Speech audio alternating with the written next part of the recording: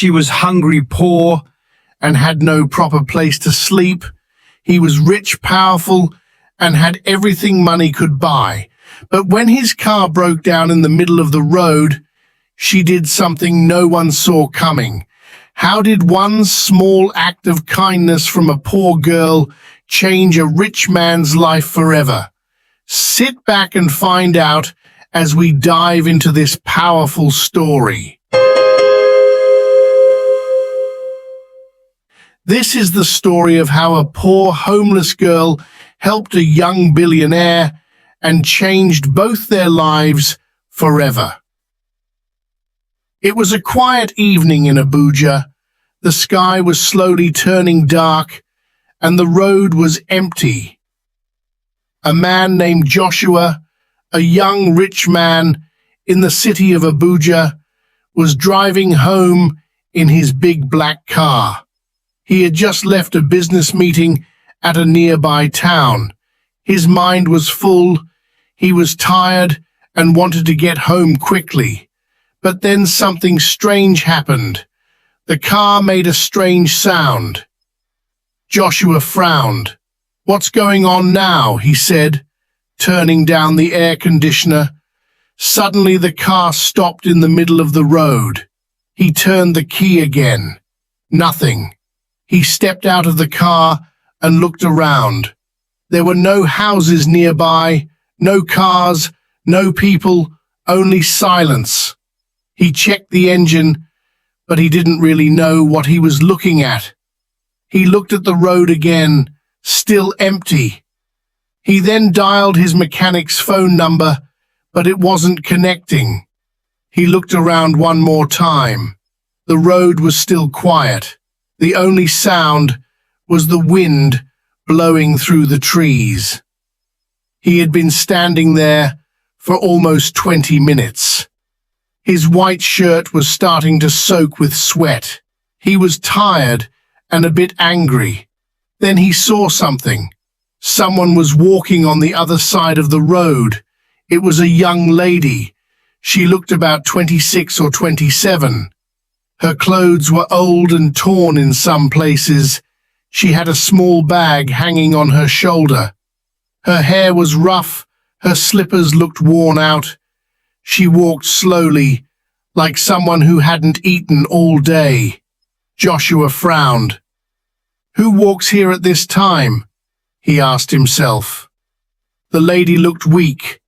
Her face showed tiredness, but also strength, like someone who had faced many hard days but was still standing. That girl was Stella.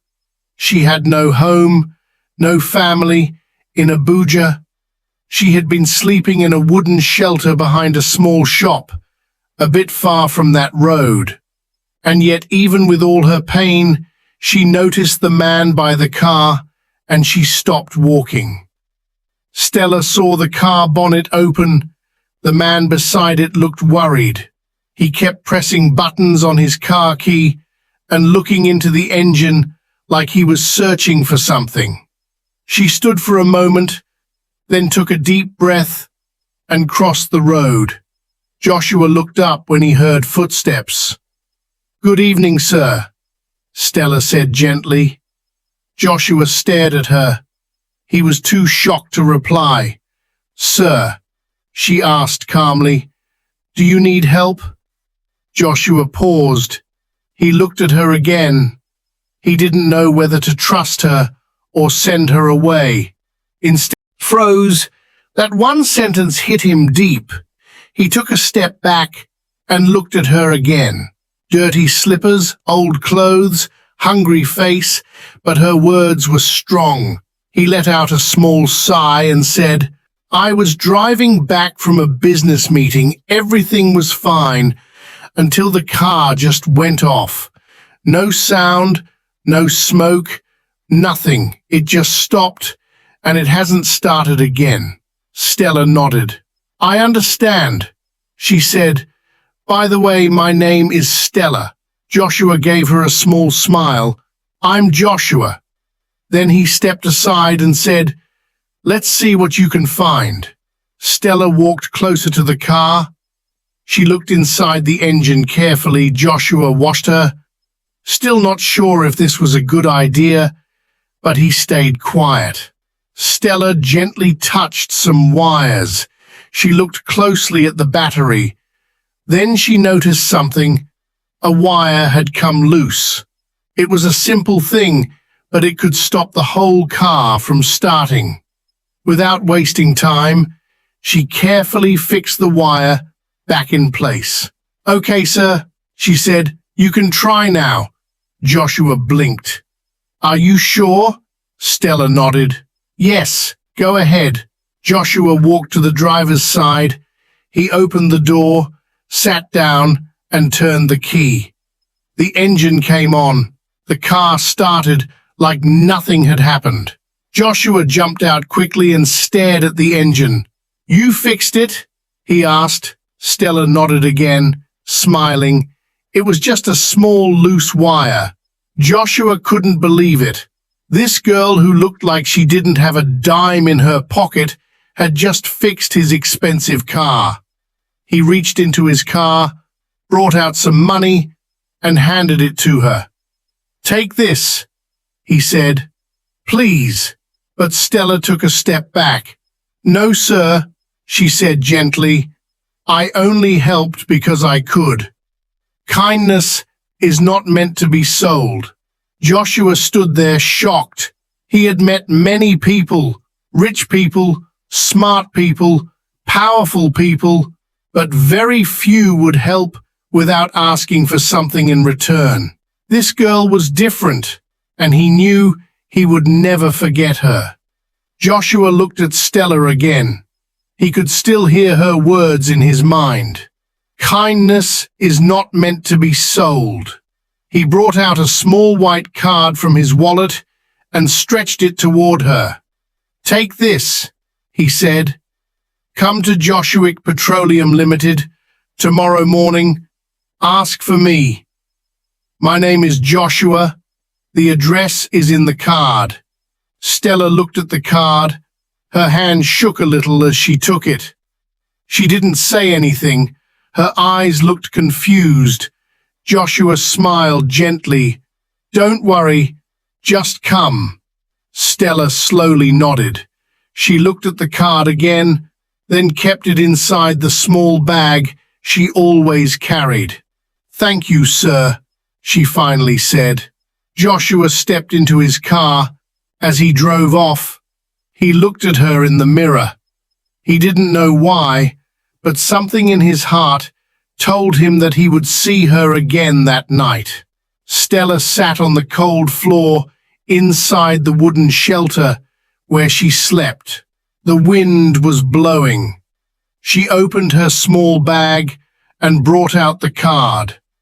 Water and dry bread. She took a bite and sat back, thinking all through the week she had been going to the construction site where she worked as a laborer, but for days now there had been no work. The man in charge said the building materials had not arrived, so no job, no payment. She looked at the bread in her hand and then looked at the card again. She whispered to herself, "If I had taken that money Joshua offered me, maybe I would have eaten well tonight." But then she shook her head. "No," she said softly, "if I had taken that money, then my help would feel like business, like I only helped him for something." She closed her eyes, then opened them and looked at the card again. Something inside her said, "Go try. You have nothing to lose."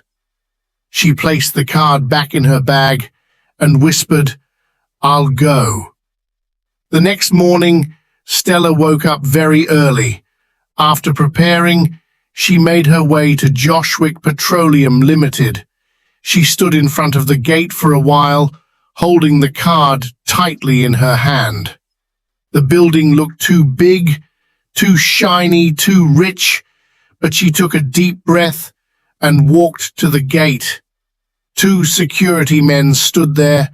As soon as they saw her worn-out slippers and faded dress, They started laughing.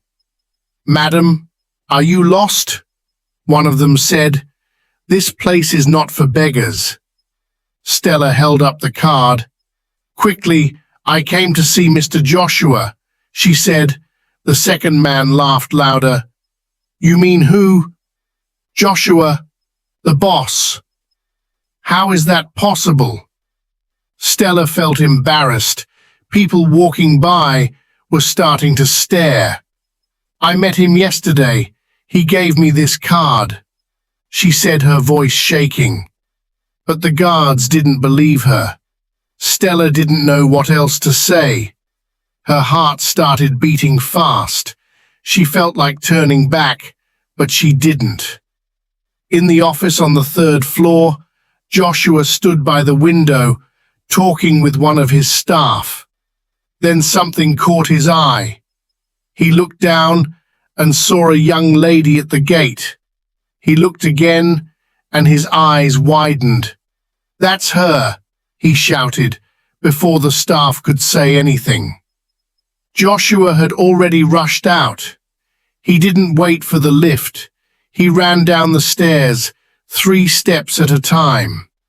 The guards at the gate were still arguing with Stella when the big office doors burst open.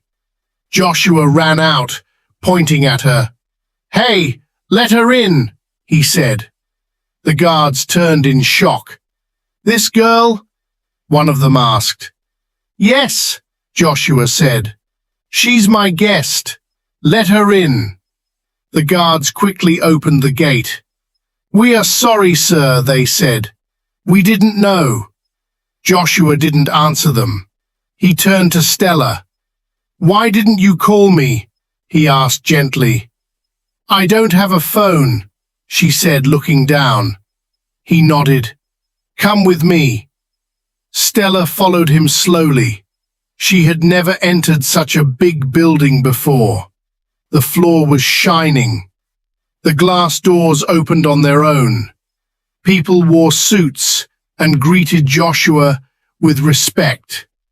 Her eyes moving around the big office. It was clean, bright, and smelled nice. She had never entered a place like that before. Joshua sat across from her. He looked at her gently. "How are you feeling today?" he asked. "I'm fine, sir," she said quietly. He nodded.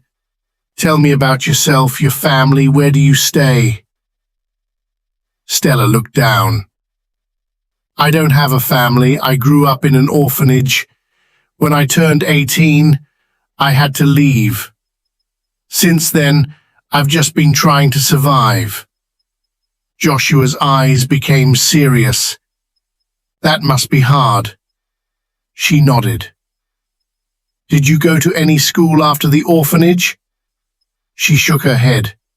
"No, sir, I only finished secondary school.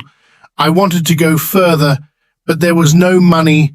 I had to work to feed myself." Joshua was quiet for a while. He tapped his fingers on the table, thinking. Then he looked at her again. "Stella, I want to help you, but I don't just want to give you money. I want to help your future." She blinked fast. "Sir, I'll get you a personal teacher, someone who will teach you and prepare you for the exams. You need to enter university." Stella opened her mouth, but no words came out. "I also want you to start working here in the garage," Joshua added. "It's a cleaning job, nothing too hard. You'll be paid every month, and I'll give you a room in the staff quarters so you don't have to sleep on the street again." Her lips shook. "Sir, thank you, sir." Joshua smiled. "You deserve a better life, Stella. Let's start from here." From that day, Stella began a new life. She cleaned the garage early every morning. She made sure the tools were in order and the floors were clean. When her tutor came, she took notes and asked questions. She wanted to learn and change her story, so she worked, studied, and prayed. One hot afternoon, the garage was full of noise and laughter. A staff named James had a flat tire. He was sweating and didn't know what to do. "Where's the jack?" James shouted. "It's there," another staff member replied, pointing to a corner. Stella walked over quietly. "Let me help," she said. James looked at her surprised. "You sure?" Stella nodded. "I know how to do it." She picked up the tools and knelt beside the tire. She worked fast and carefully. She knew what to loosen and how to fix it. In 10 minutes, the tire was changed. Unknown to her, Joshua had walked in. He stopped at the door and washed everything. When Stella stood up and wiped her hands, Joshua walked over. "Stella," he said. She turned around quickly. "Sir," he looked at the tire, then at her. "Where did you learn all this?" She smiled. "I had a friend. He was a mechanic. I used to help him in his workshop before he went back to his village." Joshua smiled too. "You just keep surprising me." Stella laughed a little and looked away shyly. It too obvious, but he noticed everything. She cleaned the garage every morning before others arrived. She never complained about anything. She greeted everyone with a smile, even the ones who looked down on her. When there was no work, Stella would go to a corner by the side of the building with her books on her lap. She read slowly, moving her finger along each line so she wouldn't miss a word. Sometimes she would help the older staff carry tools. Sometimes she would clean places out of her job description. But what caught Joshua's heart the most was how she treated people. She was always kind. She didn't gossip. She didn't act like she was better than anyone. Even when someone insulted her, she just smiled and walked away. One day, he stood at the window of his office, watching her sweep the corner near the generator house. She didn't see him. She was focused. He smiled to himself. "How can someone go through so much," he said quietly, "and still have such a good heart?" There was something different about her, and for the first time in a long while, Joshua made a gentle decision. One Friday afternoon, Joshua called his driver. "Tell Stella to meet me in front of the building. I want her to follow me for lunch," he said. The driver blinked. "Sir, Stella from the garage?" "Yes, go now." 5 minutes later, Stella stood outside, wiping her hands on her clothes. She looked confused. "Sir, you sent for me?" she asked. Joshua smiled. "Yes, I'm going for lunch. Come with me." Her eyes widened. "Sir, meet a lunch?" "Yes, just lunch. Don't be afraid." She nodded slowly and followed him into the car. They drove to a quiet restaurant not far from the office. It was beautiful. Soft music played in the background. Stella looked around, feeling out of place. When the food came, she stared at the knife and fork. Joshua noticed. "Do you want me to show you how to use it?" he asked kindly. She looked down, embarrassed. I don't really know how." "That's okay," he said, smiling. "Let me show you." He gently took her hand and showed her how to hold the fork. She laughed a little. "I feel like a child." "No," he said softly. "You're just learning, and there's nothing wrong with that." They ate quietly for a while. Then he asked, How are the home lessons going? Very well, sir, she replied. My teacher says I'm improving. I'm trying hard. I can see that, Joshua said. You're doing well. They talked more about books, her dreams, her past at the orphanage, and her hope to become something more. There was no pressure, just a simple lunch. But something had started to grow, not just respect, but something deeper, and they both felt it, even though no one said a word about it, yet. But something began to happen at the company. It started with whispers. Staff would look at Stella and whisper behind her back, "Why is the boss always smiling at her?" One person wasn't just whispering, she was burning with anger. Victoria, Joshua's personal assistant, watched from her office window every day. She had worked with Joshua for 2 years. She always dressed well. She always spoke softly when he was around. She always brought him tea even when he didn't ask. But Joshua never looked at her twice. Now, this girl, this poor, uneducated girl from the street, was the one getting his attention. Victoria's heart boiled one evening when Joshua was in his office alone. Victoria knocked and stepped in. "Sir, can I speak with you?" she asked sweetly. Joshua looked up. "Yes, Victoria, what is it?" She sat down slowly. "I just want to tell you something important. It's about Stella." Joshua raised his head. "What about her?" Victoria leaned forward. "Sir, please don't be upset, but you need to be careful. These street girls, they know how to act innocent. They pretend to be kind, but their eyes are always on money." Joshua stared at her.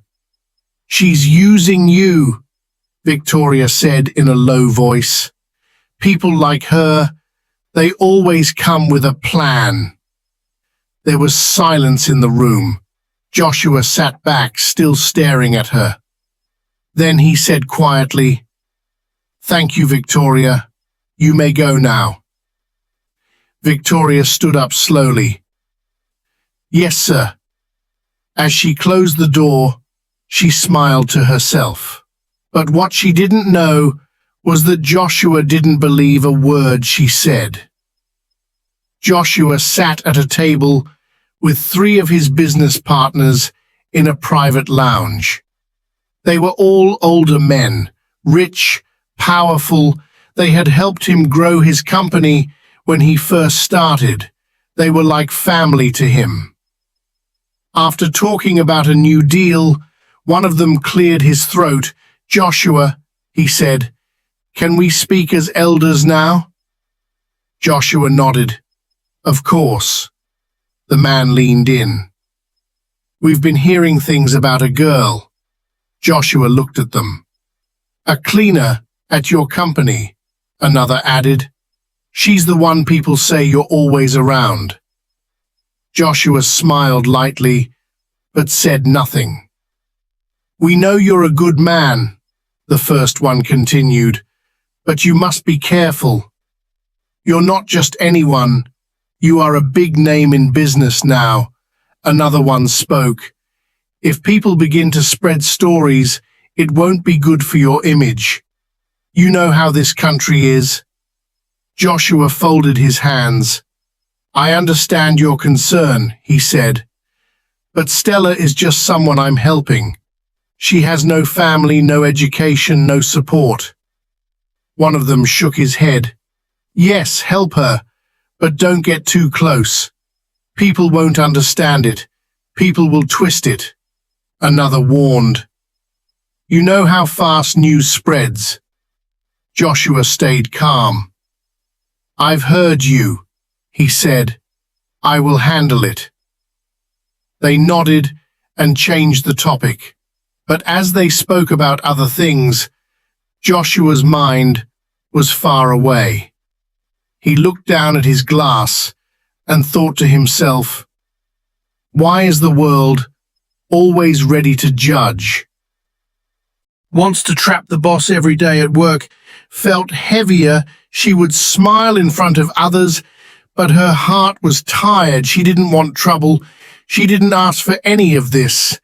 That night, she sat alone in her small corner at the staff quarters. Her hands were shaking. She held her lesson books in her lap and stared at them.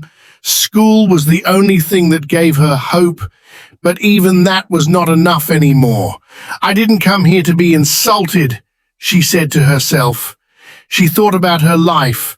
No parents, no real friends, no home of her own. And now everyone at work looked at her like she was a thief, like she stole something that wasn't hers. She tried to be strong, but she was tired. That night, while everyone slept, she folded her clothes quietly into her bag. She placed her books on top and zipped it up. She looked around her small space one last time, then she walked out slowly into the night without telling anyone. She didn't know where she was going, but she knew she couldn't stay there anymore. Joshua walked into the company the next morning with a smile, ready to ask Stella about her lesson work, but when he got to the garage, she wasn't there. He asked another cleaner, "Have you seen Stella today?" The man shook his head. "No, sir. She didn't come to work." Joshua checked her room at the staff quarters. It was empty. The bed was neat. Her bag was gone. He felt a strong pain in his chest. He called her number. It was switched off. He called again. Still off. He drove back to the same street where he met her the first time. He sat in his car for hours watching the road, hoping she would walk by, but she didn't come. Day after day, he kept going back there, morning, evening, night. He asked the people who walked by, "Have you seen a girl called Stella?" He described her. Some said no. Some just shook their heads.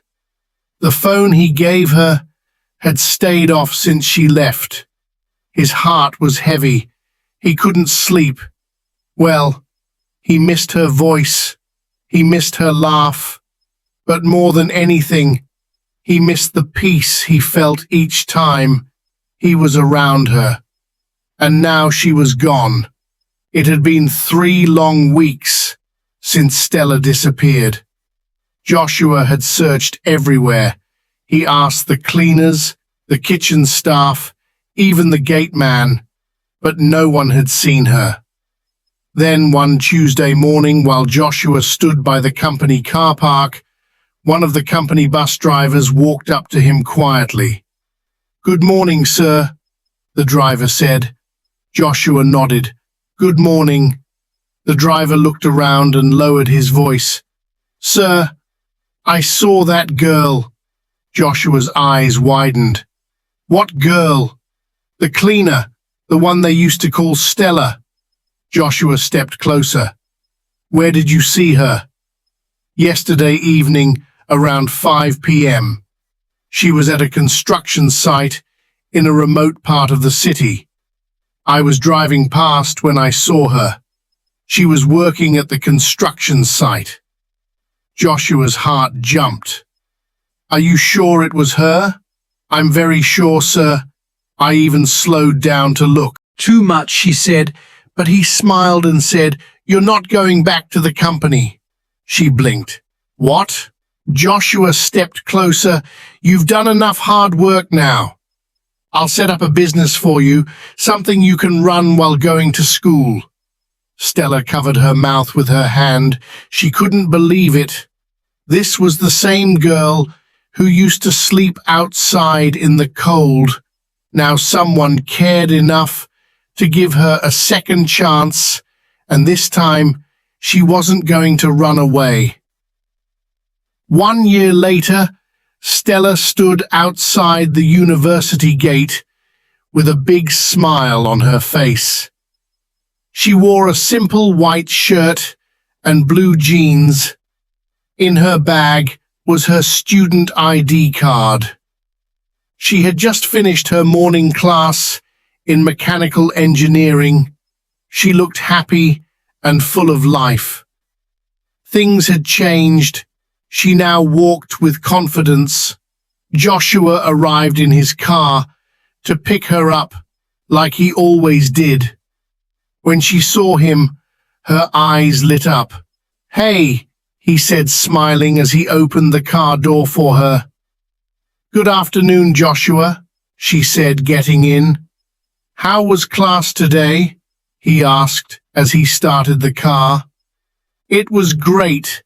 We did practicals. I fixed a small engine," she replied, laughing. Joshua looked at her with pride. "I knew it. You've always had a gift with machines." She smiled. "Thank you for everything, for not giving up on me." Joshua shook his head gently. "Stella, I didn't help you out of pity. I saw your strength when you were fixing my car that day. I saw something real in you." They drove in silence for a while. Then Joshua pulled over by the beach. He looked into her eyes. "Stella," he said softly, "this 1 year with you has been the best part of my life. I want to do more than just support you. I want to build a life with you if you'll let me." Tears filled Stella's eyes. She nodded slowly. "Yes, Joshua, I will." He took her hand and smiled. The sun shone behind them as the waves hit the shore gently. From a homeless girl to a student, from pain to purpose, Stella had found love, peace, and a new life. And this time, she knew she truly belonged. Dear friends, this story teaches us something very deep. Never look down on anyone. That girl you see on the street today might be the woman sitting in a boardroom tomorrow. Just like Stella, many people are not lazy. They just need a little help and someone to believe in them. Also, true love is not about money or status. Joshua saw Stella's heart, not her clothes, not where she slept, but who she really was. And that is what love should be. So tell me, what did you learn from this story? Please drop your thoughts in the comments section. I would really love to read from you. You might even help someone else with your words.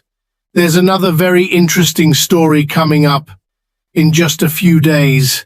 So please subscribe to my channel and turn on your notifications. "Too much," she said, but he smiled and said, "You're not going back to the company."